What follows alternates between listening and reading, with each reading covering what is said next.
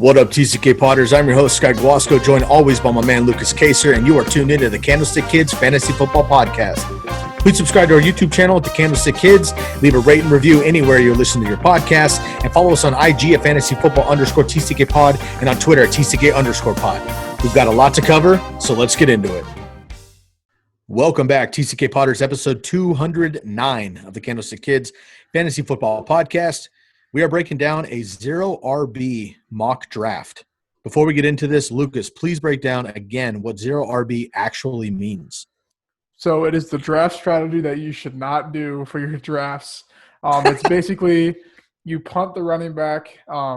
Like to me, when I think of obviously you can have your different take on it. I think it should be you draft wide receivers, you fill the slots, you draft your flex, you draft your quarterback and tight end, then you hit the running back, but it's kind of been modified to where you go like 2 or 3 receivers or 2 receivers, a tight end, then a running back. So basically it's you take your receivers in the first, I'd say 3 rounds guaranteed, and then work from there on the running backs. Common running back picks would be like handcuffs, guys that might see James White was probably a good one 2 years ago, Tariq Cohen, guys that'll see a lot of PPR work that necessarily aren't workhorses because you're ultimately just looking for safe floors with the running backs because you're building your upside in the other positions. Absolutely. I totally agree. So in this mock draft, we are going to, just like we did with the running backs, and we got a lot of lashback when I posted that up on IG because people I don't think read the caption, which was literally we purposely picked 3 running backs in the first 3 rounds on purpose and then went to find our receivers to test the strategy. We're not saying to do a certain strategy or not. We're just trying to let you know what it actually looks like if you were to do one of these in this particular draft. So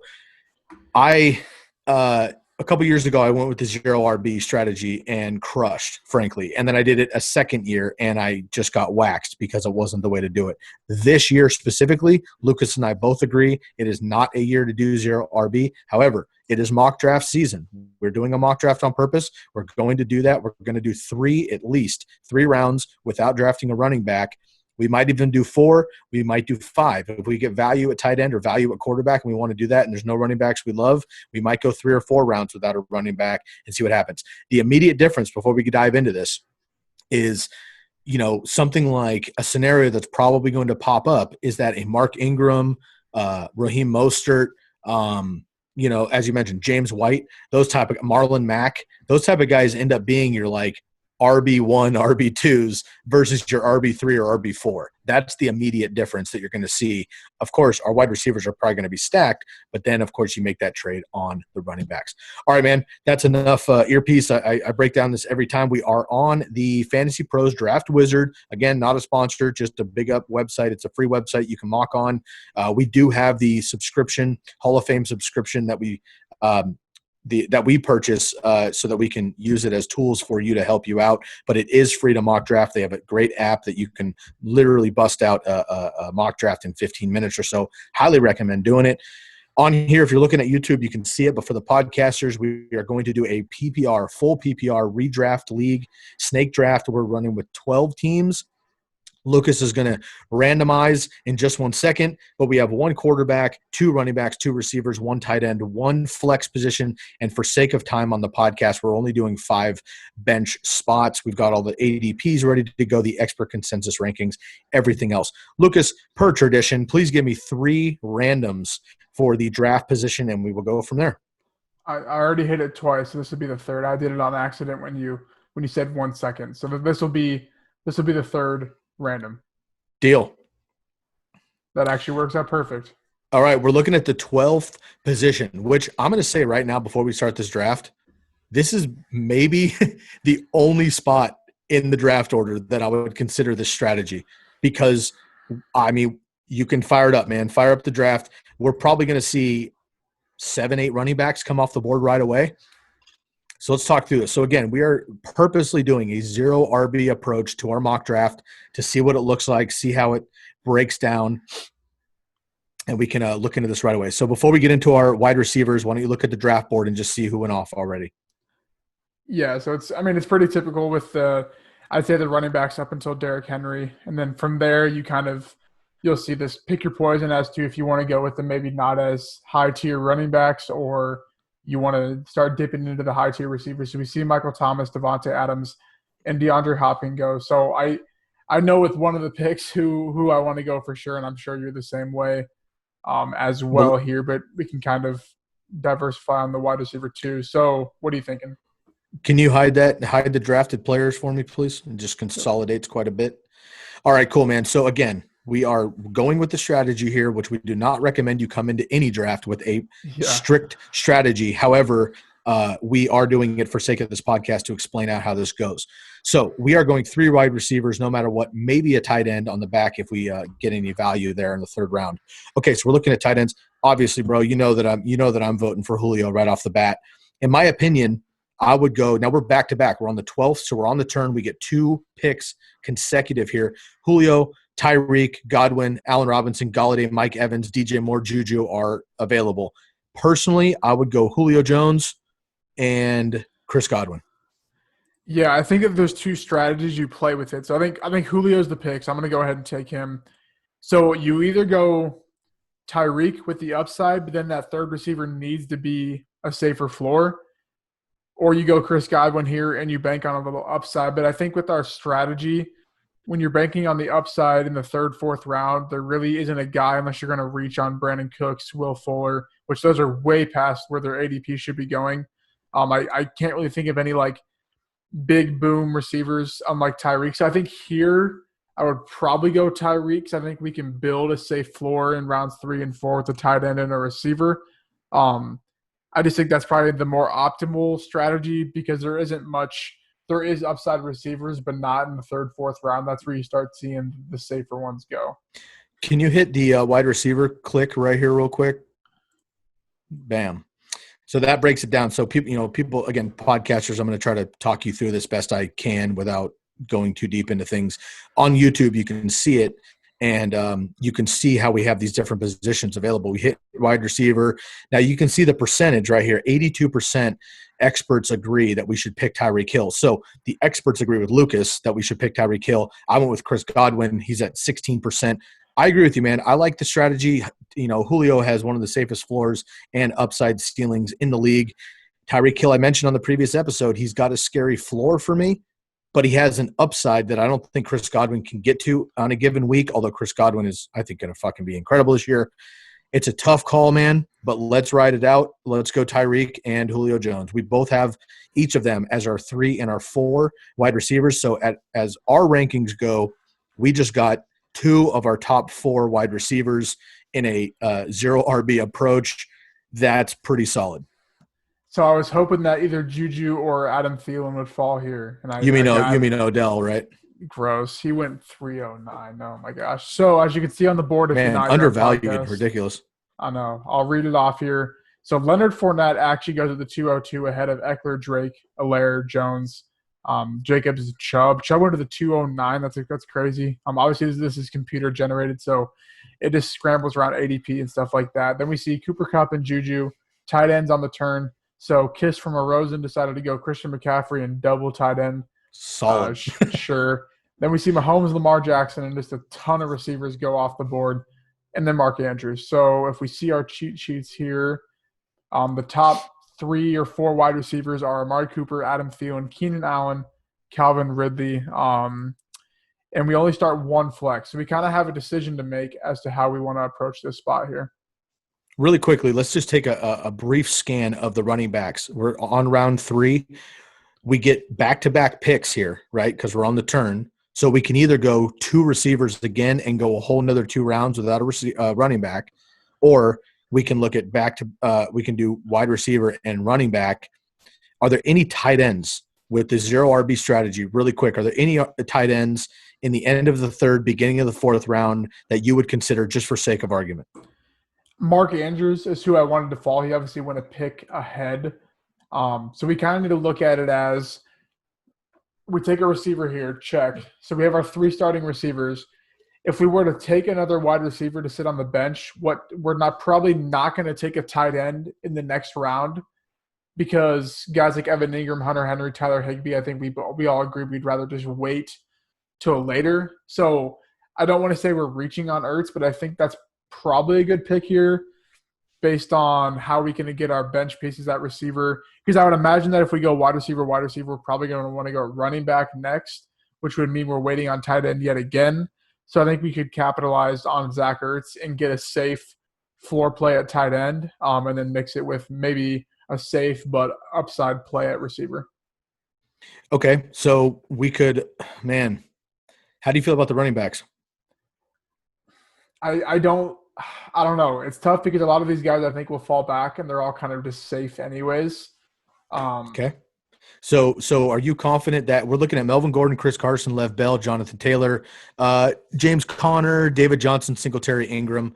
So are you confident that at least 3 of the names that I just mentioned are going to fall 2 more rounds? Because again, we have to go all the way through the 4th and then all the way through the 5th before we come back.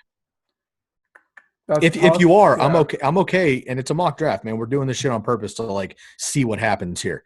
I'm okay to go two wide receivers. I think it'd be kind of fun to go 4 receivers off the bat. I just want to take your temperature on running backs because we are scraping the barrel kind of already, and we're definitely going to be with 2 more rounds. I kind of like James Conner in this spot, taking a chance. I mean, while he's healthy, he's going to be a beast. So I think that's a good spot. Maybe we could go. I think the receiver I would want. I know I have Thielen ranked higher, but I think I'd want Ridley just due to the tremendous upside that he presents. With Julio. Oh yeah, I guess that's true. So maybe we go Thielen. I would probably go Thielen or Ridley here. I don't know how you would want to slice it. The only problem with drafting Julio Jones is that then I don't draft Calvin Ridley. True. Okay. But it's funny to say that, and nobody over the years, nobody would draft Thielen and Diggs. Nobody would draft AB and Juju. Nobody would draft Evans and Godwin potentially, but they end up as top 10 receivers each. Doesn't matter who it is, you're getting a top 10 receiver. I think it would look ridiculous on paper if we were to go Calvin Ridley, but at the same time, I agree with you in the upside. I mean, you have him at top 10. I have him down at 14, but we discussed last episode. I'm probably going to have him in my top 12. I'm looking at our rankings right now just to take a look at this. Keenan Allen is in the top 10 for both of us. So I think he's one of these picks. Calvin Ridley, I think, is crazy, but I look at the rest of that list, man, and like Adam Thielen as our wide receiver 4, I think is ridiculous. Yeah, so I think I kind of like the Ridley James Conner stack. I think that's tremendous upside, and we're still going to build volume, safe floor running backs anyway. So I think that's kind of the stack I think I would go for, but I wouldn't mind a Ridley and Thielen stack either. Hit the pick predictor really quick. Let's take a look at what we're looking at for running backs. So the pick predictor is one of my favorite tools that we have at our disposal because, again, we have the subscription, and Fantasy Pros is not a sponsor. They don't give us anything to fucking talk them up like this. I just think it's a valuable tool for you to use. But if you look at it right here, so we look at the overall. So Amari Cooper off, Zach Ertz off, Adam Thielen off if we don't pick them. We look at running backs. I mean, honestly, I think we'll be able to catch a couple of those guys because this is a 0 RB mock draft. I kind of, just for sake of showing what it looks like if you actually do this, I kind of want to go 2 receivers here. Okay. And I think that there's a chance James Conner falls. If he doesn't, then going Ingram and like Mostert back-to-back the next 2 rounds, I actually feel okay with as well. Okay. So would you want to go Thielen and Ridley? Well, okay, here's the whole thing about Ridley and Julio Jones. Do you actually want to do that? I was making a case for it both ways, or do you want to go like Thielen and Keenan Allen? I actually kind of like Thielen and Cooper because I think we can play with Cooper's injury, the games that he's not injured as well. God, dude, Cooper. Amari Cooper, I assume, right? Yeah. I'm looking at our rankings right now, and Amari Cooper is 16 for me, 17 for you. I've got Adam Thielen a little bit lower, but we mentioned last podcast where I'm going to be building him up, and you've got Thielen in your top 10. Personally, I would go Thielen and Keenan Allen. But if you feel that strongly against or for Amari Cooper, then we can rock that. No, I'll go Keenan Allen. I'll take two safe receivers because I think one of them, I think they both are going to be good. But I think one of them, we could definitely move one of them if this were a real draft for sure. Okay, fair enough. All right, let's dial back here Oh, and see what happens. James Conner went sniped one pick before twice. us. James Conner went right pick before. Okay, so off the board. Since then, we went to obviously Thielen and Allen. So we have 4 wide receivers right now, and then we have Le'Veon Bell, David Johnson, Chris Carson, Melvin Gordon, and James Conner goes off right before us. Dak Prescott also off the board here. Ertz and Waller as well, and then a ton of wide receivers. Okay, we are done with wide receiver for quite a while. Let's take a look at the rest of the positions and see how we want to make up for this now. Okay, so JT is punching me right in the face. Mark Ingram, Demont, I feel good about. I think it's a little early for James White and or Mostert. I think one of those guys would fall to the next set of picks. We do have 2 picks back-to-back right here. Russell Wilson, Kyler Murray still on the board, Evan Ingram on the board on the tight end side. We do not need to pick a wide receiver here. How do you feel about the other positions? I think Ingram needs to be Evan Ingram needs to be one of the picks since we can kind of bank on upside. And then I do like Jonathan Taylor because I think, yet again, you're banking on upside there because I think we can build volume with the rest of the draft. Now, he would be our running back 1. Relatively, but I think we can still get guys that are going to play the 1 and the 2.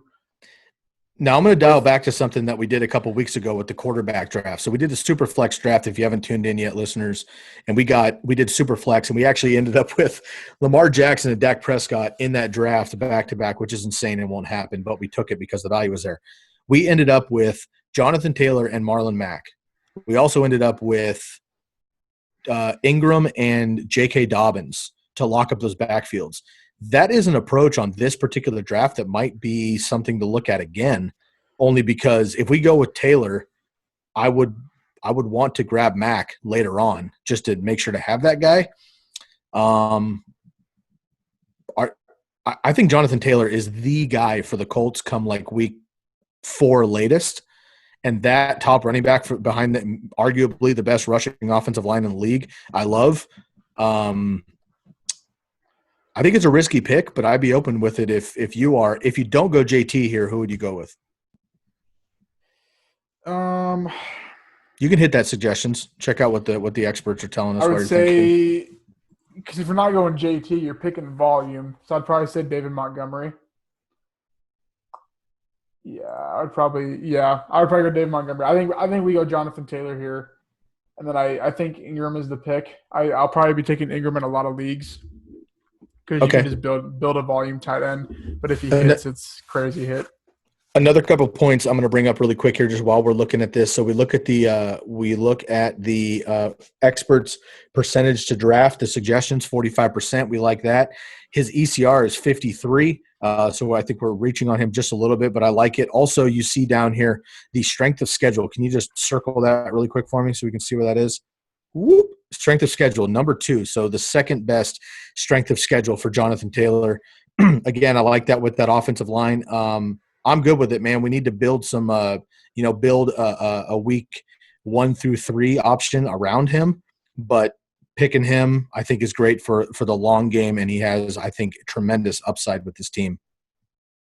Sounds good to me. Yeah. Now we have a pick right after that. So who are you feeling here? Oh. I think Evan Ingram. The upside's tremendous. You could play like if you add him in healthy games with Julio, Tyreek, and then Adam Thielen or Keenan Allen, I think that's an unstoppable quad, and I think that would make up for the lack of running back play.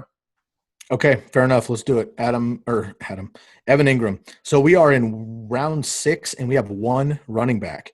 So this is definitely making up to be a true zero RB approach. And I got to be honest, man, there's some question marks like every draft, but I don't hate this team. No, I mean, I think it's more so I think you see the flaws middle of the season, you could say, when it comes to running back depth and stuff. I think the drafts always come out relatively good. So a lot of quarterbacks go kind of a mix of wide receivers. No other tight ends go, so we maybe could have waited, but I think you got to pick some of your guys at certain spots. Pull up the cheat sheets here. We're hurting on running back, though, I'll tell you that. And David Montgomery, I think he's staring us down. He's automatic. James, I think Dave Montgomery and James White are my picks. Yeah, I like that for sure. 'Cause I think White we can just toss in weeks we're not confident in. Jonathan too. Demon's at 32. He's got the fifth best strength of schedule for fantasy. And James White. Now, really quick, what are your thoughts? Now, we already have a rookie, obviously. What are your thoughts on DeAndre Swift or Cam Akers? I like Akers, but they sound like they're going to use a committee. And I like Swift as a talent, but like Do you every trust the case team? every case that you can make for Swift beating out on Johnson, you can make the same thing for on Johnson beating out Swift. Like it's just a double-edged sword. So I think it's literally just going to be a 50-50 committee. And I really don't want anything to do with that. Like I get the injury concerns with on, but no one seems concerned about Todd Gurley, and they have him ranked really high. Like I said, you got to be congruent with how you think about it. So I just don't know what you're banking on because on Johnson is pretty good at pass catching too, and that's what Swift thrives on. So I don't know how that's going to be used. So I would go Kareem Hunt or James White here. I think either or kind of fit what we're trying to do with the team. What's your quick thought on Kareem Hunt? I think that his floor is pretty safe. We saw last year. I think Chubb will be obviously the main back, but I think due to the more of a run split that they're going to get, I think that only means Hunt's going to get the ball a little more too. So I think that Chubb and Hunt can both finish as RB top. Well, obviously Chubb's going to finish top 24, but I think they'll both finish top 24 with Hunt the potential to finish top 20 for sure. Okay, I've got James White at 21 and Kareem Hunt at 28 currently. I would lean James White potentially, but how are you feeling? I said we go White. We gotta get our boy for this one for sure. Deal. James White it is. After this pick, we have 4 picks left. Can you just give us a quick overview of the roster so far? Oh, my Yeah. God. Fuck. So far, Dude, this has been ultimate snipes, bro. Ultimate snipes. Let's see. Really quick. Who was it? Mark Andrews, and then James Conner, and then J.K. Dobbins. God damn it. All right, anyway. If we could have got Mark Andrews, Adam Thielen, and then James. Look at those Conner, tight ends, bro. I know they all go here. So a lot of tight ends, receivers. I'm not even going to read them all off on the podcast, but our team so far is Jonathan Taylor, Dave Montgomery, Julio Jones, Tyreek Hill, Evan Ingram, Adam Thielen, Keenan Allen, and James White. So I think I would say quarterback if there was a good value, but I don't really think there is. We can probably just wait. So kind of here, I see Darius Geis, and I think that plays into our strategy really nice. That rhyme there.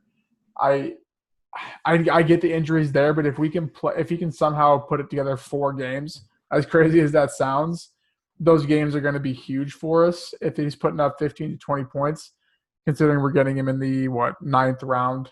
So I like him here. Sonny Michel is a viable candidate. God, Sonny Michel, bro, in a full PPR league, I cannot find a value that I would draft Sonny Michel. I get it. I totally get it. And Bill Belichick might just fucking run the ball 90 times a game to not let Stidham ruin it. First of all, we just picked James White, thank God. So we're not even considering Sonny Michel, in my opinion. But man, I can't bring myself to picking him, unfortunately. One name on here that is down the list. Now we kind of have to reach. We are on the turn. So again, if we pass up, then we're missing out on a lot of names again before we pick. I think Geis scares me for obvious reasons. Rankings wise, I have him at 39, which is quite terrifying. I have Marlon Mack at 34, and I just said a few rounds ago, if we go Jonathan Taylor, I want to make sure to get Marlon Mack, because here's what I'd like to do is if we draft this team now and say the NFL season's next week, 2 weeks from now, and we get the idea that basically Marlon Mack is the starter just to kind of give Jonathan Taylor a couple weeks to figure it out, whatever, then we have definitely the starting running back as a RB1 for the Colts. And then we have Jonathan Taylor when he officially takes over. I'm a little concerned with this team in running back to have like a bell cow-ish for at least the first couple of games before Jonathan Taylor takes over. So how about this? What if we went Darius Geis playing 100% ceiling, and we do Marlon Mack basically just grabbing him for the first like 3 games, and then if somehow Jonathan Taylor goes down, we have that backfield locked up. Yeah, I like that. I think you have to combine some risk with the running back because you can find volume really anywhere. So I'm gonna go Geis, and I like Mac. I think that a, a team like the Colts will be very easy to show when the switch is happening. Where I think like the Ravens, you won't necessarily know because they run the ball so much, and one of them can have You're a gonna have to go in and pick him, bro. He's way the hell down there. You know what? bad Look at the decision. pick predictor and let's see if there's other options there. Because I know you don't like Keyshawn Vaughn, but I love him, and I think he could be a great opportunity as well. Max 94% Oh yeah, no chance to get chance. taken. Just hit that little green Oh, okay. little boop. That do anything? I think Oh, so. it adds him. Oh, Adds just him puts in him on the here. list. Okay. All right, Marlon Mack. We got 2 picks left, man. We do not have a quarterback. So couple quick observations while this is ticking down here. Obviously, we went 4 receivers early. We went a tight end early-ish in the middle of rounds.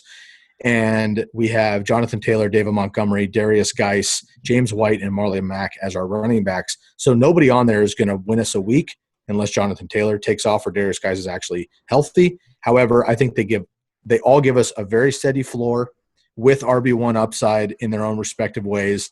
And our wide receivers and tight end, if stay healthy, are off the charts. So far, although our running backs are kind of not great, I think we've made lemonade best we can. And this is frankly just the draft strategy. We have to kind of run it this way. So I dig it. All right, we have one more bench spot of any position, and we have a quarterback.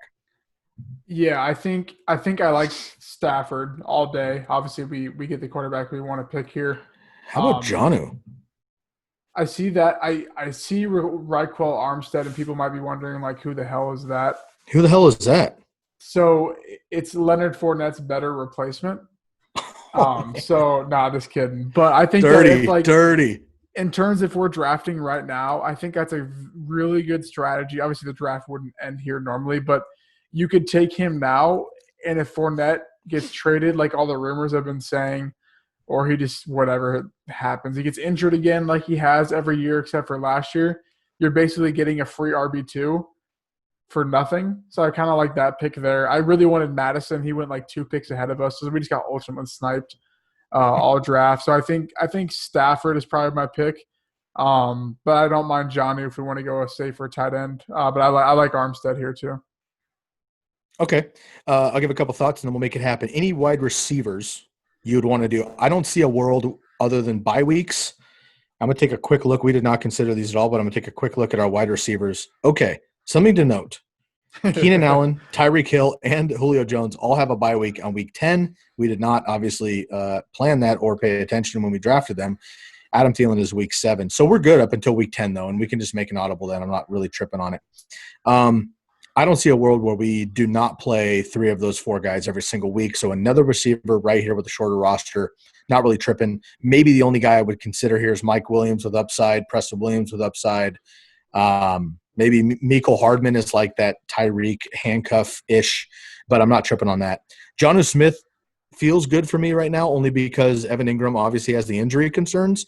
And if we ride Evan Ingram obviously as he's healthy, but if he goes down, that gives Jonnu a few weeks to really decide like what he actually is in that offense. I think he has a potential to be this year's Mark Andrews personally. On the other side, with quarterbacks, I agree. We always pass on Carson Wentz, but we're going to do that just to stay on brand. Matt Stafford is definitely the dude. We've talked a lot about Daniel Jones.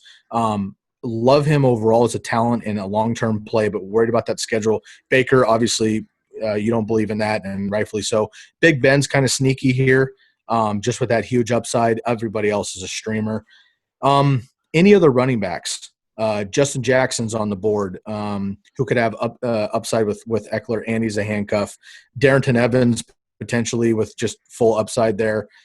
Anybody else way down there? I mean, Raquel Armstead is number 59, and I have him at number 74. So why don't we go ahead and grab Stafford like we do in every draft because he is I think he's the highest upside late round QB. They're 100% experts agree. Love that. And why don't you go to all and see who's left? Not Carson Wentz. All right, flex. Yeah. Ooh, that's my dog. I kind of like the Johnny Smith pick. I think it makes the most sense. Okay. And I think he wouldn't be there Now, by any chance. And he and Evan Ingram do not have the same bye week, which is something to consider for sure. Hey, we got Yo, that's our best grade so far on the 0 RB strategy. That's not good. That means that just went against everything we've been coaching people on for the last month. And that means that now everybody is going to go 0 RB and crush their leagues. Love it. That's why we do this. I love it, man. I think it's a great team. Personally, we obviously have the upside in receivers. We have the great floor. We have some, somewhat sketchy running backs, but if guys can stay healthy, he provides obviously a huge ceiling. We have Mack and Taylor, regardless of who is the number one there in Indianapolis. I love that. James White is our dog. We're going to keep him. Demont, we both think has a bounce-back season for sure. Then our tight ends, we have a huge upside with Evan Ingram, who could be top, 3, honestly, if he stays healthy. And Jonnu Smith could definitely be top 6 this year as well. And then our boy, Matty Stafford, holding it down. How do you feel about this team overall and how this strategy shook out?